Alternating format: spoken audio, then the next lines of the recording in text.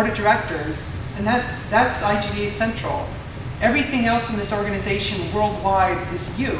It's volunteers, it's chapter leaders, it's SIG leaders, and it's everyone with a passion doing this stuff together. And so I'm not saying you can't ask us for help, because that's why we're here. So we're always ready to help. It may take a couple days to get back to you, but but we are always willing to help, because that's why we're here. But I'm saying when it comes to like engaging in like, you know, because that's one of the big questions a lot of chapters have. Well, we want to do an event, we need money to do it, how do we get the money? And the answer is engage your community. There's probably a lot of companies around here who would be very interested in supporting a game development related activity. You know, we can help with like strategies on how to contact them. There's, in some cases, we might know people in those companies already. You know, if you don't know them, you know, so we can kind of help with some engagement there. We can give you, you know, here's some good copy to send them about why this is important to support. And, you know, but that's really important to kind of support your own little, and support and create your own little ecosystem of the chapter and the community and who's interacting with you. And there's a lot of ways to do that. I mean, some chapters do like charity game jams with different charitable organizations in the local area and help raise money for that purpose, or they get local sponsors to help them run like a little speaker event, or sometimes it's even like they'll do a speaker event on a monthly basis and they'll get a sponsor to like maybe throw in 100 or 200 bucks a month, which is not a lot of money to a lot of companies, just to like support pizza and beer or something, you know, something basic. But, you know, the company doesn't spend much and they feel good about supporting the activity. And just showing leadership, that is super critical, not only at the chapter leadership level, but as a chapter, showing leadership in the community in terms of, you know, we're game developers, this is what we do, we're proud of what we do. You're not going to be militant proud about it, but, you know, you're just going to, you know, basically, when there's a need to do so, speak up and tell people what you do and be proud of what you do and just speak up about it. And, there's nothing wrong with that. So that's basically all I have to say. So there you go.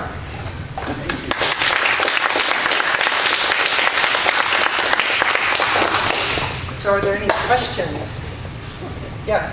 After all these years, I actually don't know, how big is the IGDA, its membership level? Membership is currently around 6,000 worldwide. Whoa, that's low. Well, there's a reason for that. The reason is that because we redid the way that studio affiliates work. So it used to be where a studio was signed on and everyone in the studio was instantly a member. But now the way they do it is basically studios sign on and then a code is given to the studio to basically send to their employees, and so it's up to the employees to sign up. So that's the difference. So you don't know unless they've actually gone through and voluntarily gone through the sign-up Exactly. process. Even though they might be members, if they haven't done the sign-up, they don't get counted. Right. One of the reasons for doing that is it's just better logistically for us, but it also shows us that people who actually sign up, they want to sign up. They're engaged members versus just names on a list. So that number, I have a second question, but that number was so small you might not want to answer it, which is, what do you think the penetration is? What percentage of all people who should be members of IGDA? Oh gosh, I couldn't even venture a guess. I don't know. It sounds like it's under 10%. It could be, I mean globally? Globally. Oh, globally, yeah. But even in the US, it would be... Yeah, I don't know. Maybe not that small. I don't think it's that small in the US, but yeah, it's, there's work to be done. So I have a question. So yes. Back to what you were mentioning about mentors. Yes. Do you guys offer any type of mentorship programs, or do you know of any quality mentorship programs for game developers? A lot of the mentorship programs I know of are kind of on a very local basis. I mean, there's not something we do centrally at the moment. We've talked about possibly doing like a mentorship bank kind of thing. Game Mentor Online still exists, I think. Yeah, Game Mentor Online. Yeah, but yeah, I mean, a lot of the stuff I know, it's very informal, and we have talked about, you know, basically getting something where, the only problem with doing it from a central point of view is that you get like somebody who's like an artist or something, and they're going to get like 50, you know, people who want to be mentored, and that's not going to work. you know. So we have to figure out how that's going to work. I mean, I would prefer that it happens more on a local level because it's just much easier to manage that way. So, yeah, so for now, a lot of it's mainly at a kind of an informal chapter level. Maybe like offer some tooling to kind of encourage mentorship, I guess? Yeah, exactly, which is something we need to do. I mean, we don't have it up on the site now, but that's something I've mentioned too. We are working on a new website. So, you know, if you've gone to IGDA.org and you kind of gagged, you probably didn't as much as I do, or I do every day. But yeah, our current site is being replaced. And so basically by the October timeframe, we're going to have a new website. It's going to be a lot better functionality. You can have an IGA Sacramento chapter page up on the site and all that kind of stuff. And the chapter leaders will have tools to email their chapter members and all that kind of thing. So that's October-ish is what we're looking at right now. So I have a question actually. The summit that you guys are having this week, can you break it down a little bit further what that's about so these guys know? Okay. Not going to. Right. So the IGA Summit this is going to be the third year that we've done the IGA Summit. So we've done it in connection, we have a partnership with Casual Connect. And so the last 2 years it was up in Seattle. So now it's because Casual Connect moved to San Francisco because basically they ran out of room in Seattle. So now we had to follow them down to San Francisco. And so the event is basically, the last couple of years it was kind of more targeting like, here's stuff that GDC didn't cover. So that's why you saw like a QA track and a writing track and stuff like that in the IG Summit the last couple of years, whereas now at GDC you've got the QA Summit and you've got the Narrative Design Summit and you've got other stuff in there. So what we're trying to do is kind of migrate the summit to make it more along the lines of stuff that is specifically focused on empowering IGDA members and chapter leaders and SIG leaders, well, not just leaders, but anyone in a chapter. This year, it's kind of still a mix. We have a lot of GDC style talks in there, but we have an advocacy track, we have a getting started track for people, you know, who are getting started. We have an entrepreneur track, we have an indie developer track. We actually have an indie developer workshop that's a half day on Thursday? Wednesday afternoon. And so we're trying to do things that are more focused on the communities we know are interested in this kind of information. I mean, there are some talks, like we have a core development track that does cover stuff like narrative design and localization and things like that. But we're really trying to get away from strictly GDC style talks and do stuff that's more focused. We actually do have an IGDA track as well, which is stuff about chapter leadership and things of that nature. So, and I think in future years, as we continue to evolve the event, it's probably going to become even more focused on IGA related activity, because what I would like to see it become is basically the IGDA Summit becomes the annual meeting where IGDA members come and share their best practices and do workshops on how to run chapters well and all that kind of stuff, you know, and kind of, you know, take in that direction. Do you mind if I steal a projector? Because I can actually No. put the schedule up. Oh, yeah. So, here. There you go.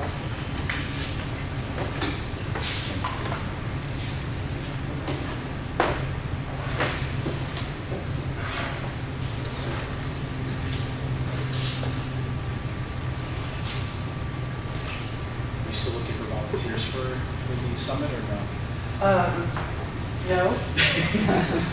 I don't think we are. Yeah, because it starts in 2 days, so if we don't have enough volunteers, we're screwed anyway. So since the IGDA is focused very much on encouraging, you know, the community to kind of really, you know, just take charge, since there are, you know, memberships that people can sign up for, what type of advantages will they get by having a membership versus not having one?